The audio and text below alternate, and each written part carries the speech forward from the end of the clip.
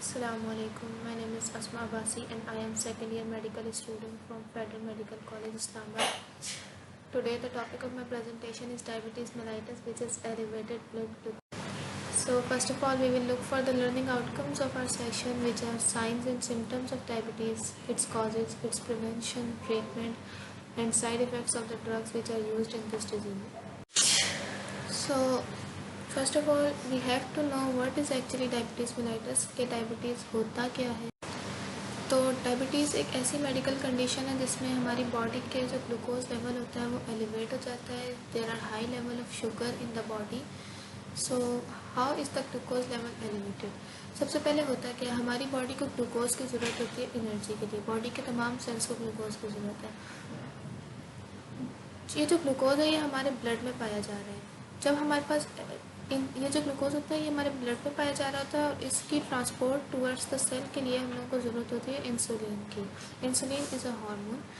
So when there is less insulin, when there is no formation of insulin or the cells are not responding to the insulin, so we have high glucose level in the blood and low glucose level in the cells.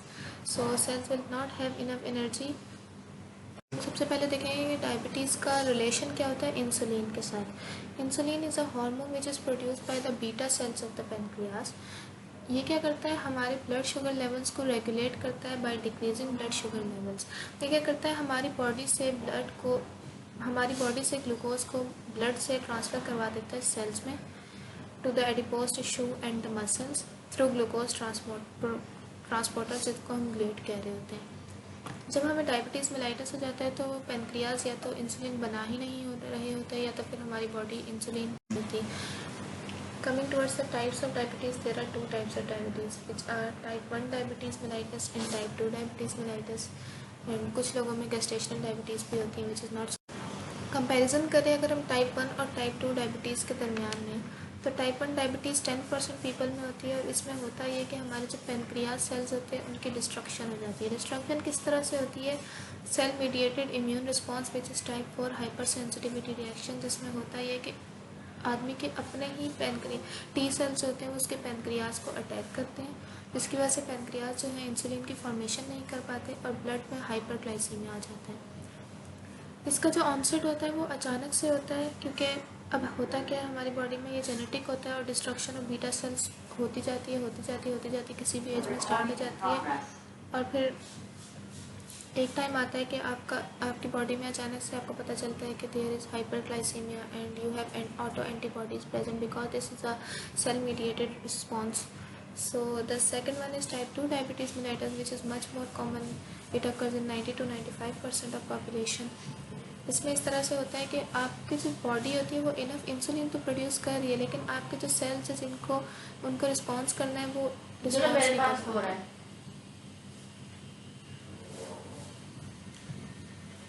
इसमें हमारी body में insulin resistance produce हो जाती है। इसका onset हमारी body में gradually होता है और मोस्टली एडल्ट्स में होता है, चूँकि इसमें हमारी बॉडी जो है उसमें रेजिस्टेंस है सेल्स की इंसुलिन के लिए और कोई ये मीडिएटेड इम्यून रिस्पॉन्स नहीं है, तो इस वजह से इसमें कोई ऑटो एंटीबॉडीज़ नहीं होती। और इसमें क्या होता है कि dietary modifications type 2 diabetes mellitus को प्रिवेंट भी कर सकती हैं और थोड़ा कुछ हद तक। Coming towards the science and symptoms of diabetes mellitus, सबसे पहले हम लोग 4 बेसिक सिम्टम्स की बात कर लेंगे जो हर पेशेंट में आपको मिलेंगे, चाहे तो उसको डायबिटीज़ टाइप 1 है या टाइप ओके। सबसे पहले तो जो पेशेंट आपके पास आएगा वो बोलेगा, जी डॉक्टर साहब I feel tired most of the time, I have blurry vision because of swelling of lens of the eye due to glucose deposition in the lens, and he or she will have itching or dehydration because he will not have enough body fluid and all the body fluid will be lost in the urine, that's why।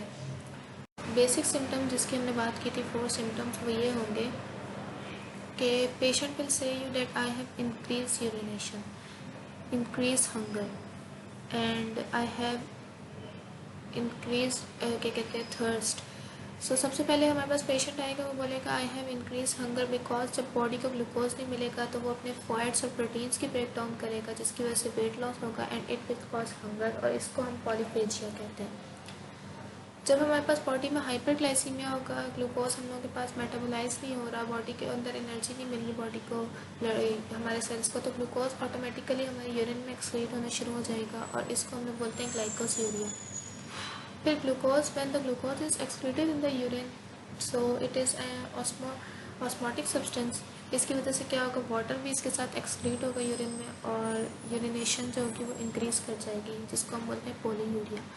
जब urination increase करेगी, body में dehydration होगी because water is lost in a great quantity in urine, तो जिसकी वजह से क्या होगा, थर्स्ट भी इंक्रीज़ कर जाएगी। इन एडिशन टू इट, हम जैसे बात की थी, ब्लड विजन होती है, आर्टरी वॉल्स डैमेज हो जाती हैं, infections are increase and there is tingling और numbing sensation in the limb. After that type 1 और टाइप 2 डायबिटीज़ मेलाइटस के अलग अलग अगर हम इफ़ेक्ट्स की बात करें तो टाइप 1 में हमारे पास इचीनेस और इन्फेक्शन बॉडी पेशेंट्स में ज़्यादा पाई जाती है और एंटीबॉडीज़ ज़्यादा पाई जाती है। टाइप 2 में हमारे पास एंटीबॉडीज़ नहीं होती, इसमें यूजुअली ब्लरी विजन और रेज ब्लड प्रेशर ज़्यादा common.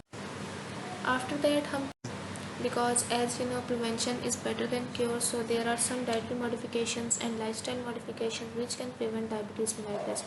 As we know that the risk factors of obesity, lack of exercise and hypertension, so in contrast to these things we have healthy diet, physical activity and less smoking, basically not less smoking, quitting smoking, which can prevent diabetes.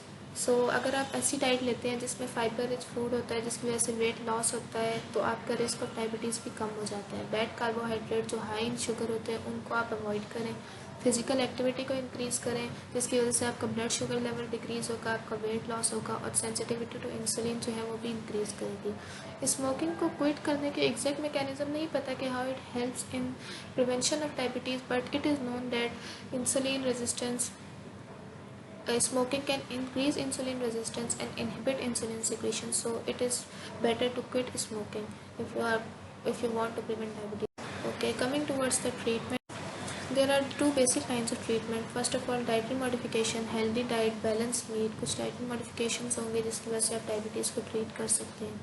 Coming towards medication, तो सबसे ज़्यादा तो insulin therapy इस मामले में helpful रहती है और उसके अलावा कुछ अदर ओरल मेडिकेशंस भी होती हैं जो आपका डायबिटीज़ मेलाइटिस के कुछ केसेस में हेल्पफुल होती हैं। टाइप 1 डायबिटीज़ मेलाइटिस और टाइप 2 डायबिटीज़ मेलाइटिस में हम क्या क्या अलग अलग ट्रीटमेंट ऑप्शंस कर सकते हैं उनके बारे में डिस्कस कर लेते हैं। टाइप 1 डायबिटीज़ मेलाइटिस में insulin administration is the only option. कुछ पीपल में पेनक्रियाज ट्रांसप्लांट या होता है, लेकिन ये हमारे मुल्क में इतना ज़्यादा कॉमन नहीं है, तो हम यहाँ पर ज़्यादा इंसुलिन इंजेक्शन और एडमिनिस्ट्रेशन से ही काम चलाते हैं। टाइप 2 डायबिटीज़ मेलाइटिस की बात करें तो इसमें ज़्यादातर डाइटरी मॉडिफिकेशंस, लाइफस्टाइल चेंजेस होती हैं, ये आपको बहुत हद तक प्रिवेंट और ट्रीटमेंट में हेल्प कर सकती हैं समहाउ। और उसके अलावा ओरल डायबिटीज़ ड्रग्स होते हैं जिनसे हम टाइप 2 डायबिटीज़ मेलाइटिस को। अब जो हम ओरल मेडिकेशंस की बात करें तो उसमें सबसे पहले तो हमारे पास इंसुलिन आ जाती है, ये ओरल नहीं होती, ये ज़्यादातर तो थ्रू इंजेक्शंस दी जाती है। ओरल मेडिकेशन में हमारे पास अल्फ़ा ग्लूकोसिडेज इनहिबिटर्स आ जाते हैं। ये इनहिबिटर्स क्या करते हैं, एब्जॉर्प्शन ऑफ कार्बोहाइड्रेट्स को हमारी बॉडी से इनहिबिट करते हैं, एब्जॉर्प्शन ऑफ कार्बोहाइड्रेट्स को, क्योंकि पहले हमारी बॉडी में हाइपरग्लाइसीमिया हुआ है और स्टार्ची फूड्स का ब्रेक डाउन जो होता है उसको भी इनहिबिट कर देते हैं, जिसकी वजह से ब्लड शुगर लेवल्स ऑटोमेटिकली हमारी बॉडी में फॉल करना शुरू कर देते हैं। फिर बाइकोआनाइड्स की बात करें तो ये क्या करते हैं कि हमारा जो, इसको हम कॉमनली मेटफॉर्मिन कहते हैं, जो लिवर हमारी ग्लूकोज बना रहा होता है ये उसकी क्वांटिटी को डिक्रीज़ करते हैं, जिसकी वजह से हाइपरग्लाइसीमिया के इफेक्ट्स को ओवरकम किया जा सकता है। फिर मैग्लिटिनाइड्स आ जाते हैं, ये इंसुलिन सिक्रेशन ऑफ पेनक्रियाज को इंड्यूस करते हैं। इसके अलावा SGLT2 इनहिबिटर्स होते हैं, ये रीनल ग्लूकोज रीअब्जॉर्प्शन को कम कर देते हैं ताकि ग्लूकोज हमारी बॉडी से एक्सक्रीट आउट हो जाए, जिसकी वजह से हाइपरग्लाइसीमिया के इफेक्ट्स जो हैं कर सकें। फिर अब हम मेडिकेशंस यूज़ करें तो ऑब्वियसली हमारे पास ना कुछ साइड इफ़ेक्ट्स तो होंगे, तो कमोबेश सारे ड्रग्स के साइड इफ़ेक्ट्स कॉमन ही होते हैं। सबसे पहले तो आप ड्रग्स ले रहे हैं इसलिए कि आप हाइपरग्लाइसीमिया को ट्रीट करें, तो ऑब्वियसली जब आप हाइपरग्लाइसीमिया को ट्रीट करें तो drugs can cause hypoglycemia as well. इसके अलावा नाइजिया हो सकता है, गैस्ट्रोइंटेस्टाइनल डिस्टर्बेंसेस हो सकती हैं जैसे कि डायरिया और कॉन्स्टिपेशन वगैरह, स्किन रिएक्शंस और इन्फ्लेमेशन हो सकती है। तो this was all about the science and symptoms, treatment, prevention, drugs which are taken in the diabetes mellitus, types of diabetes mellitus. So I hope that you have understood. So thank you so much for paying attention. That was all.